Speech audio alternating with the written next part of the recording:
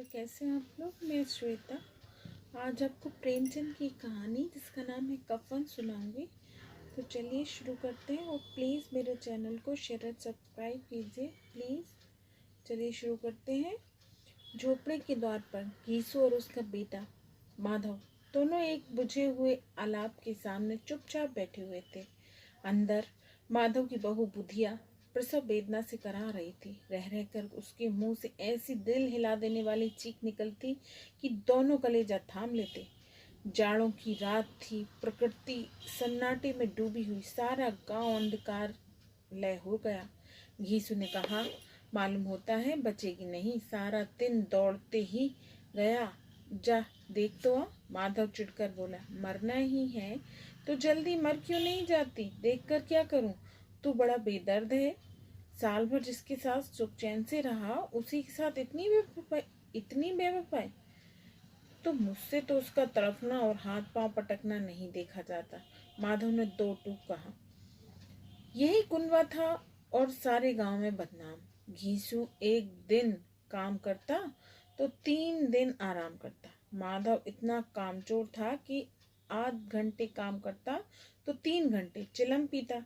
इसीलिए उन्हें कहीं मजदूरी भी नहीं मिलती थी। घर में मुट्ठी भर अनाज भी मौजूद हो तो उनके लिए काम करने की कसम थी।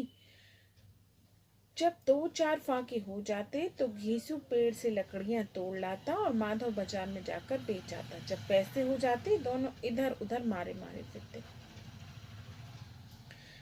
गांव में काम की कमी ना थी। किसानों का गांव था, मेहनती आदमी के लिए 50 काम थे, मगर इन दोनों को उसी वक्त बुलाते जब 2 आदमियों से एक का काम पाकर भी संतोष कर लेने के सिवा और कोई चारा ना होता। अगर दोनों साधु होते तो उन्हें संतोष और धैर्य के लिए संयम और नियम की बिल्कुल जरूरत ना होती। यह तो इनकी प्रकृति थी। विचित्र जीवन था इनका। घर में मिट्टी के 2-4 बर्तनों के सिवा कोई संपत्ति नहीं। फटे चीथड़ों से अपनी नग्नता को ढाके जी रहे थे। संसार की चिंताओं से मुक्त, कर्ज से लदे हुए, गालियां भी खाते, मार भी खाते, मगर कोई गम नहीं।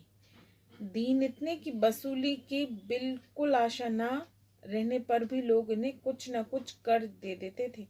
मटर आलू की फसल में दूसरों के खेतों से मटर या आलू उखाड़ लाते और भून भून कर खा लेते, या 10-5 ऊख उखाड़ लाते और रात को चूसते। घीसू ने इसी प्रकार 60 साल की उम्र काट दी और माधव भी सपूत बेटे की तरह बाप के ही पदचिन्हों पर चल पड़ा, बल्कि उसका नाम तो और भी उजागर कर रहा था।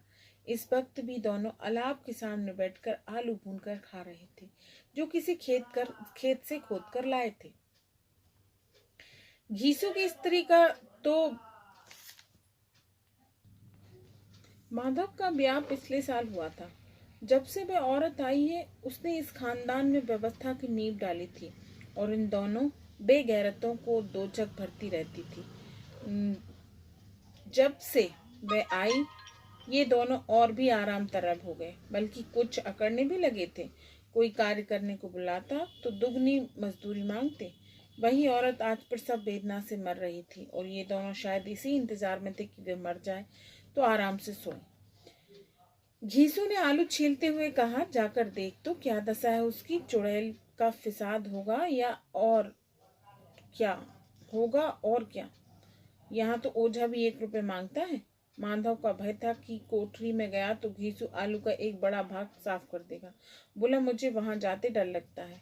डर किस बात का, मैं तो यहाँ हूँ ही। तो तुम ही जाकर देखो। मेरी औरत जब मरी थी तो मैं 3 दिन उसके पास से हिला तक नहीं था। और फिर बहू मुझसे लजाएगी नहीं, जिसका कभी मुंह ही भी नहीं देखा, आज उसका उगड़ा बदन देखूं, उसे तन की सुध भी तो ना होगी। मुझे देख लेगी तो खुलकर हाथ पैर भी ना पटक सकेगी। घीसू ने कहा, मैं सोचता हूँ कोई बाल बच्चा हुआ तो क्या होगा। सौंठ गुड़ तेल कुछ भी तो नहीं घर में, सब कुछ आ जाएगा, भगवान दे देगा। जो लोग अभी 1 पैसा नहीं दे रहे वे कल बुलाकर रुपए देंगे। मेरे 9 लड़के हुए, घर में कभी कुछ ना था, मगर भगवान ने किसी न किसी तरह बेड़ा पार लगा ही दिया। जिस समाज में रात दिन मेहनत करने वालों की हालत उनकी हालत से कुछ अच्छी ना थी और किसानों के मुकाबले में वे लोग जो किसानों की दुर्बलताओं का लाभ उठाना जानते थे कहीं ज्यादा संपन्न थे, वहां इस तरह की मनोवृत्ति का पैदा हो जाना कोई अचरज की बात नहीं थी। हम तो कहेंगे घीसू किसानों की से कहीं ज्यादा विचारवान और विचार किसानों के विचार शून्य समूह में शामिल होने के बदले बैठकबाजों की कुसंगति मंडली में जा मिलता था। हाँ, उसमें यह शक्ति ना थी कि बैठकबाजों के नियम और नीति का पालन करता, इसीलिए जहां उसकी मंडली के लोग गांव की सरगना और मुखिया बने हुए थे, उस पर सारा गांव उंगली उठाता। फिर भी उसे यह तस्कीन तो थी ही कि अगर वह पटियाल है तो कम से कम उसे किसानों की सी जी तोड़ मेहनत तो नहीं करनी पड़ती और उसकी सरलता और निरीहता से दूसरे लोग बेजा फायदा तो नहीं उठाते। दोनों आलू निकाल निकाल कर खाने लगे। कल से कुछ नहीं खाया था, इतना सब्र न था कि उन्हें ठंडा हो जाने देते। कई बार दोनों की जबानें जल गईं। छिल जाने पर आलू का बाहरी हिस्सा बहुत ज्यादा नरम ना मालूम होता, लेकिन दांतों के तले पड़ते ही अंदर का हिस्सा जवान हलक और तालू जला देता था और उस अंगारे को मुंह में रखने से ज्यादा खैरियत इसी में थी कि वह अंदर पहुंच जाए। वहां उसे ठंडा करने के लिए काफी सामान थे, इसीलिए दोनों जल्द जल्द निकल जाते। हालांकि इस कोशिश में उनकी आंखों से आंसू निकल आते। घीसू उस वक्त ठाकुर की बारात याद आई जिसमें 20 साल पहले वह गया था। उस दावत में जो तृप्ति मिली उसे जीवन में एक बार कभी नहीं मिली। माधव इन पदार्थों का मजा लेते हुए कहा, अब हमें कोई ऐसा भोज नहीं खिलाता। अब क्या खिलाएगा? वह जमाना दूसरा था। अब तो सबको किफायत सूझती है। शादी ब्याह में मत खर्च करो, क्रियाक्रम में मत खर्च करो, पूछो गरीबों का माल बटोर बटर कर कहाँ रखोगे। बटोरने में तो कमी ना थी, हाँ खर्च में किफायत जरूर सूझती थी। तुमने 21 पुड़ियां खाई होंगी? 20 से ज्यादा खाई थी। मैं 50 खाता था। 50 से कम मैंने भी ना खाई होंगी। अच्छा पट्टा था। तू तो मेरा आधा भी नहीं है। आलू खाकर दोनों ने पानी पिया। वहीं अलाप के सामने अपनी धोतियां ओढ़कर पांव पेट में डाले सो रहे थे, जैसे दो बड़े बड़े अजगर कुंडलियां मारे पड़े हों और बुधिया अभी तक करा रही थी। सवेरे माधव ने कोठरी में जाकर देखा तो उसकी स्त्री ठंडी हो गई थी। उसके मुंह पर मक्खियां भिनक रही थीं, पथराई हुई आंखें ऊपर टंगी हुई थी, सारी देह धूल में लथपथ हो रही थी। उसके पेट में बच्चा मर गया था। माधव भागा हुआ घीसू के पास आया, फिर दोनों जोर जोर से हाय हाय करने और छाती पीटने लगे। पड़ोस वालों ने यह रोना धोना सुना तो दौड़ते हुए आए और पुरानी मर्यादा के अनुसार इन अभागों को सांत्वना देने लगी। मगर ज्यादा रोना पीटने का अवसर ना था। कफन की और लकड़ी की फिक्र करनी थी। घर में तो पैसा इस तरह गायब था जैसे चील के घोंसले से मांस। बाप बेटे रोते हुए गांव के जमींदार के पास गए। वहां दोनों की सूरत से नफरत करते थे। कई बार इन्हें अपने हाथों से पीट चुके थे। चोरी करने के लिए वादा कर काम न करने आने के लिए। पूछा, क्या है बे घिसुआ, रोता क्यों है? अब तू तो कहीं दिखलाई भी नहीं देता। मालूम होता है इस गांव में रहना ही नहीं चाहता। घीसू ने जमीन पर सिर रखकर आंखों में आंसू भरते हुए कहा, सरकार बड़ी विपत्ति में हो। माधव की घरवाली गुजर गई है। रात भर तड़पती रही सरकार। हम दोनों उसके सुराहने बैठे रहे। दवा दारू जो कुछ हो सका सब कुछ किया। वह हमें दगा दे गई। अब कोई एक रोटी देने वाला भी नहीं रहा मालिक। तबाह हो गए, घर उजड़ गया। आपका गुलाम हूँ। अब आपके सिवा कौन उसकी मिट्टी पार लगाएगा? हमारे हाथ में जो कुछ था वह सब तो दवा दारू में उड़ गया। सरकार की ही दया होगी तो उसकी मिट्टी उठेगी। आपके सिवा किसके द्वार पर जाऊं? जमींदार साहब दयालु थे, मगर घीसू पर दया करना काले कंबल पर रंग चढ़ाना है। जी में तो आया, कह दे चल दूर जा यहाँ से। यूं तो बुलाने से भी नहीं आता, आज जब गरज पड़ी तो आकर खुशामद कर रहा है, हरामखोर कहीं का बदमाश। लेकिन वह क्रोध या दंड का अवसर ना था। जी में कुड़ते हुए 2 रुपए निकाल कर फेंक दिए, मगर सांत्वना का एक शब्द भी मुंह से नहीं निकला। उसकी तरफ ताका तक नहीं, जैसे सिर से बोझ उतार रहे हों। वह जमींदार साहब से 2 रुपए लिए तो गांव के बनिए महाजनों को इनकार का साहस कैसे होता। घीसू जमींदार के नाम पर ढिंढोरा भी पीटना जानता था। किसी ने 2 आने दिए, किसी ने 4 आने। 1 घंटे में घीसू के पास 50 रुपए की अच्छी रकम हो गई। कहीं से अनाज मिला, कहीं से लकड़ी। दोपहर को घीसू और माधव बाजार से कफन लाने चले गए। इधर लोग बांस बांस काटने लगे। गांव के नरम दिल स्त्रियां आकर लाश देखती और उसकी मिट्टी पर 2 बूंद आंसू गिराकर चली जाती। बाजार पहुंचकर घींचू बोला, लकड़ी तो उसे जलाने भर को मिल गई, क्यों माधव? माधव बोला, हाँ लकड़ी तो बहुत है, अब कफन चाहिए तो चलो कोई हल्का सा कफन ले लो।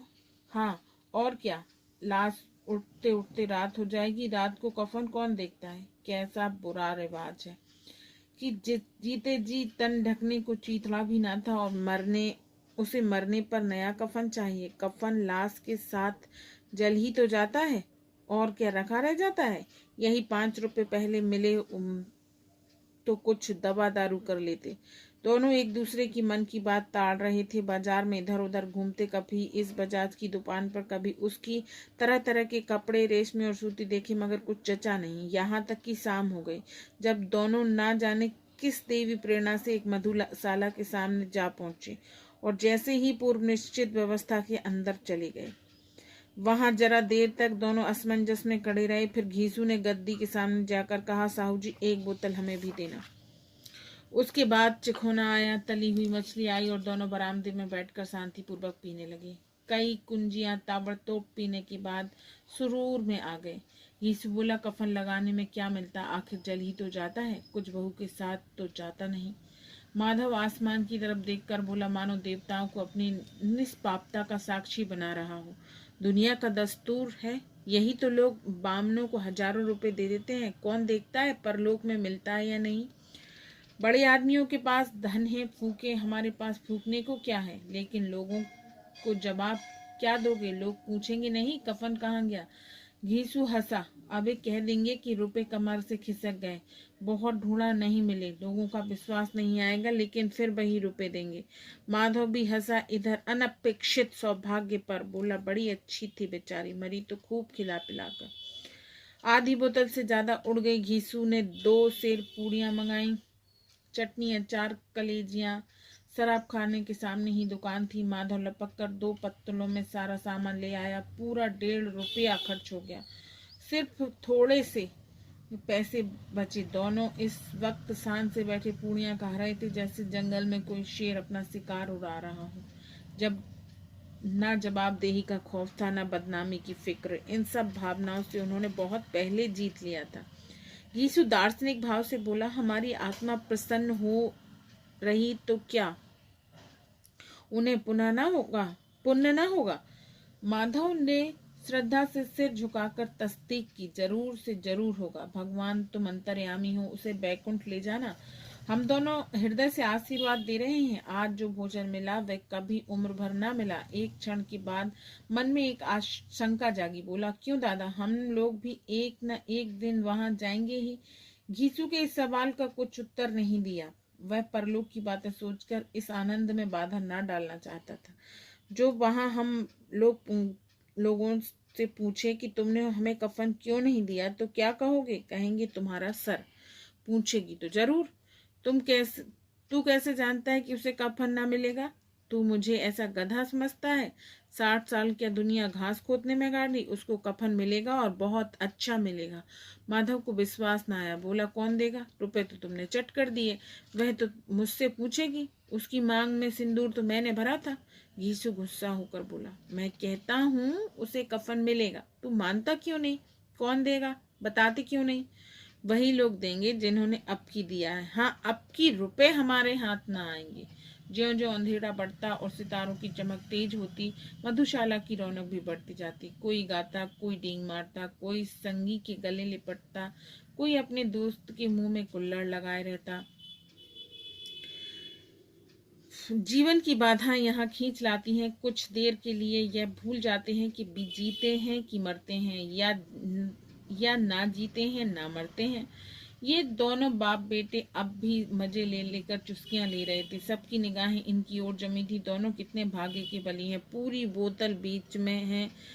भरपेट खाकर माधव ने बची हुई पूड़ियों की पत्तल उठाकर एक भिखारी को दे दिया, जो खड़ा उनकी ओर भूखी आंखों से देख रहा था।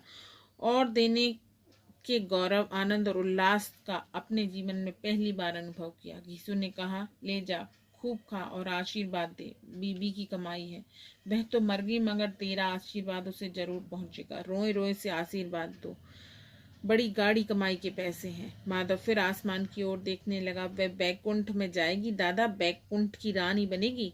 घीसू खड़ा हो गया और जैसे उल्लास की लहरों में तैरता हुआ बोला, हाँ बेटा, बैकुंठ जाएगी, किसी को सताएगी नहीं,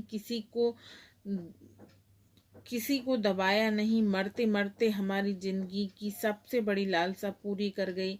वह ना बैकुंठ में जाएगी तो क्या ये मोटे मोटे लोग जाएंगे, जो गरीबों को दोनों हाथों से लूटते हैं और अपने पाप को धोने के लिए गंगा में नहाते हैं और मंदिरों में जल चढ़ाते हैं। श्रद्धालुओं का यह रंग तुरंत ही बदल गया। अस्थिरता नशे की खासियत है। दुख और निराश का दौर हुआ। माधव बोला, मगर दादा, बेचारी की जिंदगी में बड़ा दुख भोगा, कितने दुख झेल कर मरी। पर आंखों पर हाथ रखकर रोने लगा, चीखें मार मार कर। यीशु ने समझाया, क्यों रोता है बेटा, खुश हो कि वह माया जाल से मुक्त हो गई, जंजाल से छूट गई। बड़ी भाग्यवान थी तो इतने जल्दी माया का बंधन तोड़ दिया। और दोनों खड़े होकर गाने लगे, ठगनी क्यों नैना चमकावे, ठगनी क्यों नैना चमकावे। पियक्कड़ों की आंखें इनकी ओर लगी हुई थी और वे दोनों अपने दिल में मस्त गाते जाते। फिर दोनों नाचने लगते, उछलते भी, कूदते भी, गिरते भी, मटकते भी, भाव भी बनाए, अभिनय भी किया और आखिर नशे में मदमस्त होकर वहीं गिर पड़े। यह है प्रेमचंद जी की कहानी कफन। कैसी लगी बताइए जरूर।